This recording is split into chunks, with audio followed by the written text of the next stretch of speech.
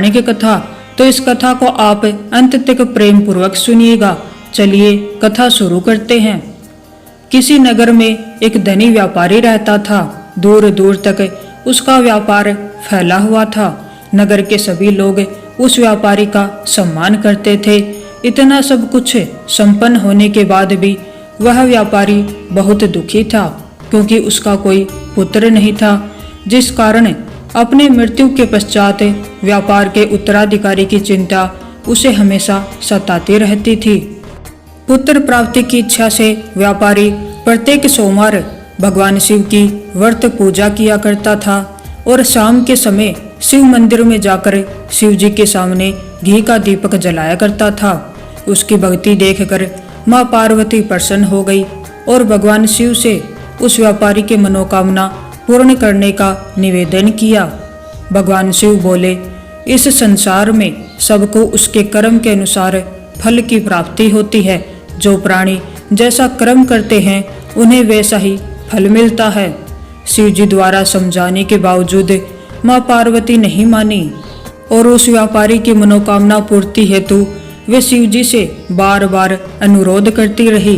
अंततः माता के आग्रह को देखकर भगवान भोलेनाथ को उस व्यापारी को पुत्र प्राप्ति का वरदान देना पड़ा। वरदान देने के पश्चात भोलेनाथ माँ पार्वती से बोले, आपके आग्रह पर मैंने पुत्र प्राप्ति का वरदान तो दे दिया, परंतु इसका पुत्र 16 वर्ष से अधिक समय तक जीवित नहीं रहेगा। उसी रात भगवान शिव उस व्यापारी के स्वप्न में आए और उसे पुत्र प्राप्ति का वरदान दिया और उसके पुत्र के 16 वर्ष तक जीवित रहने की बात भी बताई। भगवान के वरदान से व्यापारी को खुशी तो हुई, लेकिन पुत्र की अल्पायु की चिंता ने उस खुशी को नष्ट कर दिया।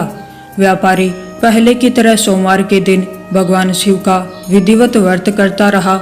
कुछ महीने के बाद उसके घर एक अति सुंदर बालक ने जन्म लिया। बालक के जन्म लेने से उसके घर में खुशियां ही खुशियां भर गई।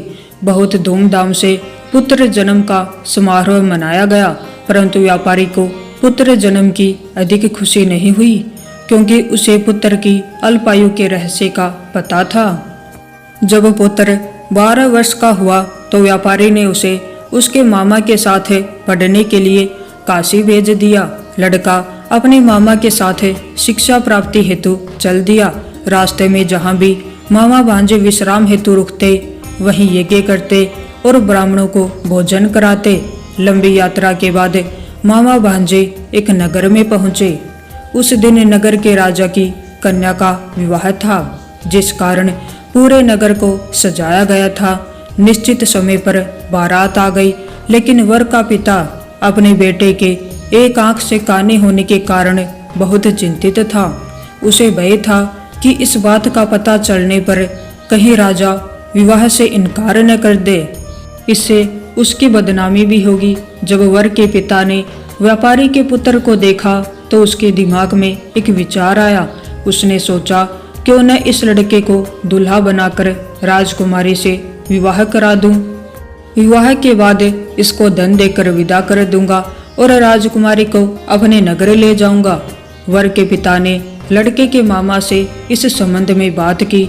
मामा ने धन मिलने के लालच में वर के पिता की बात स्वीकार कर ली। लड़के को दूल्हे के वस्त्र पहनाकर राजकुमारी से विवाह कर दिया गया। राजा ने बहुत सारा धन देकर राजकुमारी को विदा किया।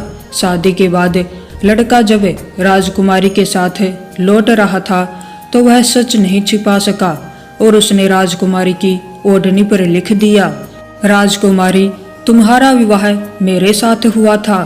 मैं तो काशी पढ़ने के लिए जा रहा हूँ और अब तुम्हें जिसके साथ जाना होगा वह एक आंख से काना है।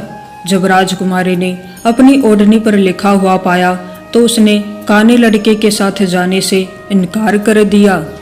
राजा को जब ये सब बातें पता लगी तो उसने राजकुमारी को महल में ही रख लिया। उधर लड़का अपने मामा के साथ काशी पहुंच गया और गुरुकुल में पढ़ना शुरू कर दिया। जब उसकी आयु 16 वर्ष की हुई तो उसने यज्ञ किया। यज्ञ समाप्ति पर ब्राह्मणों को भोजन कराया और खूब अन्न वस्त्र दान किए। रात को वह अपने शयन कक्ष में सो गया। शिव के वरदान के अनुसार शयन अवस्था में ही उसके प्राण पखेरु उड़ गए। सूर्य उदय पर मामा मृत भांजे को देखकर रोने पीटने लगा। आसपास के लोग भी एकत्र होकर दुख प्रकट करने लगे। लड़के के मामा के रोने विलाप करने के सवर समीप से गुजरते हुए भगवान शिव और माता पार्वती ने भी सुने। माता पार्वती ने भगवान से कहा, प्राणनाथ, मुझे इसके रोने के स्वर सहन नहीं हो रहे, आप इस व्यक्ति के कष्ट को अवश्य दूर करें।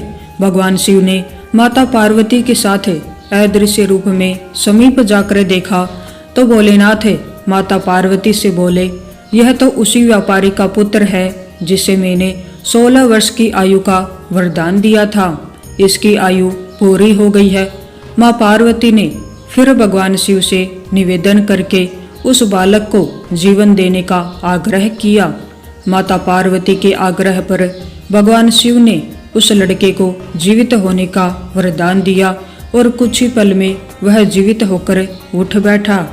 शिक्षा समाप्त करके लड़का और मामा दोनों अपने नगर की ओर चल दिए। दोनों चलते हुए उसी नगर में पहुंचे जहां उसका विवाह हुआ था। उस नगर में भी यज्ञ का आयोजन किया। समीप से गुजरते हुए नगर के राजा ने यज्ञ का आयोजन देखा और उसने तुरंत ही लड़के और उसके मामा को पहचान लिया। यज्ञ के समाप्त होने पर राजा मामा और लड़के को महल में ले गया और कुछ दिन उन्हें महल में रखकर बहुत सा धन वस्त्र आदि देकर राजकुमारी के साथ विदा कर दिया। इधर भूखे प्यासे रहकर व्यापारी और उसकी पत्नी बेटे की प्रतीक्षा कर रहे थे। उन्होंने प्रतिज्ञा कर रखी थी कि यदि उन्हें अपने बेटे की मृत्यु का समाचार मिला तो दोनों अपने प्राण त्याग देंगे। परंतु जैसे ही उसने बेटे के जीवित वापस लौटने का समाचार सुना तो व्यापारी बहुत प्रसन्न हुआ। वह अपनी पत्नी और मित्रों के साथ नगर के द्वार पर पहुंचा। अपने बेटे के विवाह का समाचार सुनकर पुत्र वधू राजकुमारी को देखकर उसकी खुशी का ठिकाना न रहा। उसी रात भगवान शिव ने व्यापारी के सोपन में आकर कहा, हे श्रेष्ठी, मैंने तेरे सोमवार के व्रत करने और व्रत कथा सुनने से प्रसन्न होकर तेरे पुत्र को लंबी आयु प्रदान की है। पुत्र की लंबी आयु जानकर व्यापारी बहुत प्रसन्न हुआ। शिव भक्त होने तथा सोमवार का व्रत करने से व्यापारी की सभी मनोकामनाएं पूर्ण हुई। इसी प्रकार जो भक्त सोमवार का विधिवत व्रत करते हैं और व्रत कथा सुनते हैं उनकी सभी इच्छाएं पूरी होती हैं। तो ये थी सावन सोमवार की पौराणिक कथा। अगर आपको ये कहानी अच्छी लगी हो तो